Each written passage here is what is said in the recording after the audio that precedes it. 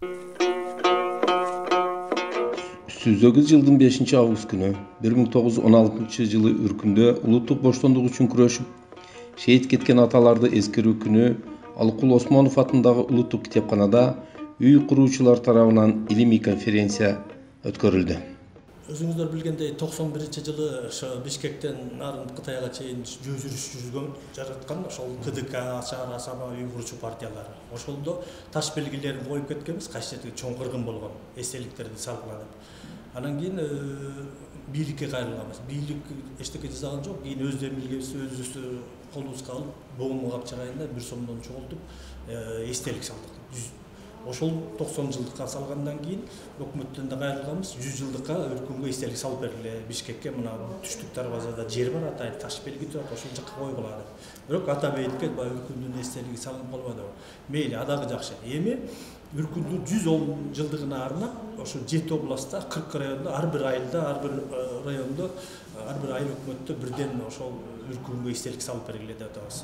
Үркүндүн 110 жылдыгына чейин көчөлөрдө аттарын берсин, кинолор тартылсын, китептер жазылсын, 1 сентябрда дегил ачык сабак өтсүн, анан кыргыздын тарыхындагы үркүнгө окшогон чоң окуяларга дагы 2000 үркүн 110 жылдыгына чейин эстелик салып бергиле деп атабыз. Мына Барсбек Кагандан 640-жылда ал болуп атат.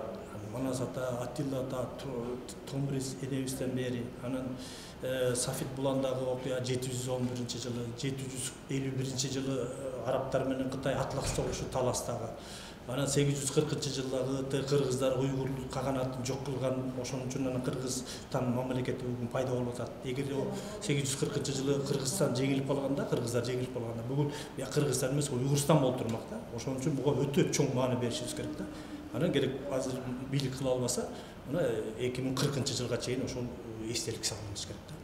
Ушундай иш-чараларды өткөрөт. Президентке, премьерге, өкмөт башына, жогорку кеңешке 3 жакка жиберебиз официально.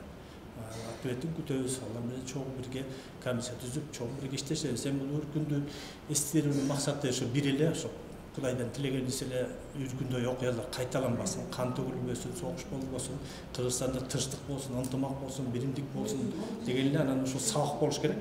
Анан бул өсүп келаткан жаштарга талим тарбия болуш керек. Жаштарды биз патриоттук сезимде элин, жерин сүйүүгө биз тарбиялашыбыз керек да, ушундай окуяларды айтып берип.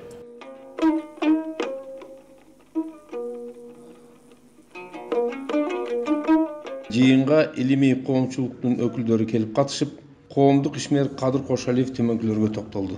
Урматтуу туугандар, Кураныбыз кабыл болсун.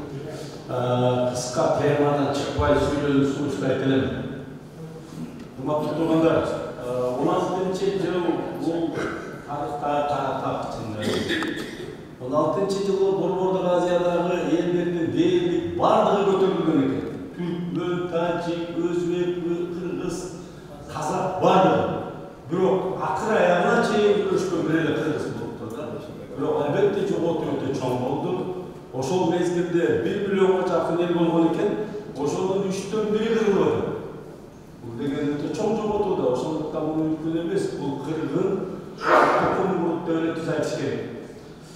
Эми урматтуу туугандар, 100 жылдыгы жаман эмес, жакшы өттү. Путиндин келип ошол үркүнгө коюлган эстеликке гүл койгондугу дагы бул жөн болгон жок. Мен бүгүн айтайын деп атам. Орус элдин бир өкүлдөрү келип, мен Кыргыз жолу деген коомду башкарам, жетектейм. Келип, орус элдин атынан 16-жылы чоң апат болгон экен. Ошол кыргыз, жалпы кыргыз журтунун алдынан кечирим сурагандай эле ушул Кыргыз жолу деген атталып жүргөн мүймекестер ушунун бир кыргызча ырымы, жөрөмөсү деп коет, бир кечирим суроо жөрөмөсүн өткөрүп коелу деп атайын бир духовный, руханий иш-чара болгон. Биз ошону кабыл алганбыз. Ушуга окшош иш-чараны америкалыктар индеецтердин алдынан кечирим сураганында билесиздер. Бул Кудай алдында эртеби кечпи ушундай иш-чара болбойт, руханий иш-чара болбойт. Биринчи пенделердин ортосунда кечирим болбойт, ал Кудайда кечирип кеткен керек болсо. Эми жана айтымды 75 жылдыгына карата Бишкек, Торгат, бул жагы Караколго чейин жөө жүрүш жаш журналист болчу, журналист катары катыштым, КТРде иштечелем. Улам барып тартып келип Алатоодон чагылдырып жаттым да, мен ошол журналист катары катыштым. Ошондогу бир окуяны айта кетейин.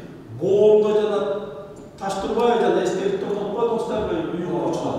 Так ошол жерге ташты үйүп, Куран окуп, ордундан жылганда бир караганда асманда бир да булут жок болчу.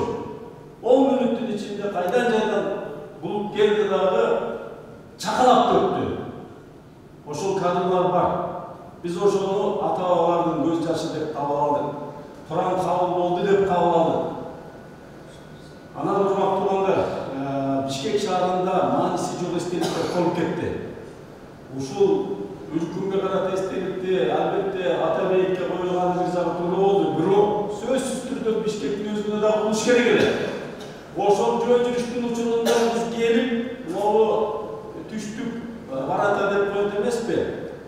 Ошол жерге атайын эстелик тургузганга таш белги орнотконбуз. Азыр деле турат. Бирок ал жерге бүт кафелер болуп атат жагында. Бирок кичине жери турат. Баары ошол жерге орнотулуш керек. Андан сырткары бардык райондук областтык борборлорго ушу үркүнгө байланыштуу эстеликтерди буга чейин деле ойлонуш 100 жылдыкта орнотулат деп ойлодук эле. Дагы жакшы бир республикалык орнотулду, бирок башка жерлерге курулган жок.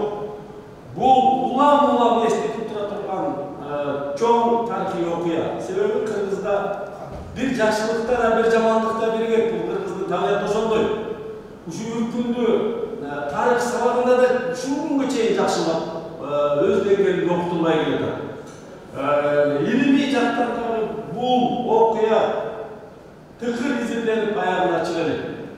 Баягы Буранада бер жагы 50 миң, ар жагы 100 миң адам катышкан чоң жыйын өткөн экен, курултай. Жана канат канды кан шайлаганда. Ушул тууралуу маалымат аз мисалы үчүн.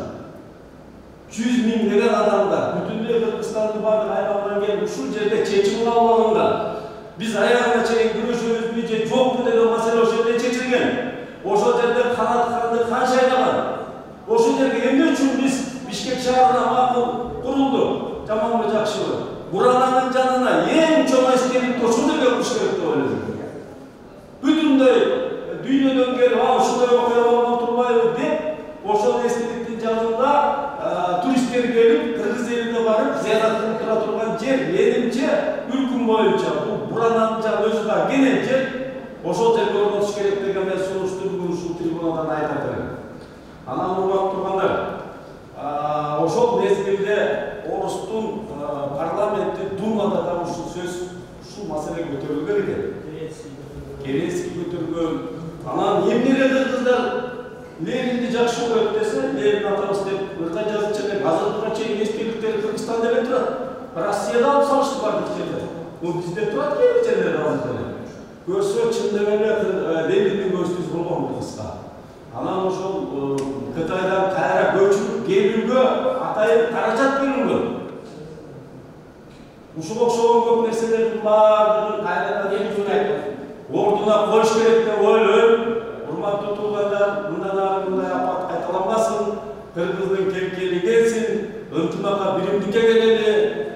Мен ойлойм Кыргыздын ушул 21-кылымда баягы жана айтылгандай бир мезгилде кеткенсе бир мезгилде келкелиге өткөн кайрадан бир башыбызды бириктирип, ынтымакка келип, ата-бабаларыбыз салып кеткен байсалдуу, нарттуу жолду улантып, мындан артында 21-кылымда азыр чоң өзгөрүүлөр болуп атат да. Ушундай учурда Кыргыздын айкөндүк пейили керек болсо жалпы адамзатка үлгү болот деп ойлойм.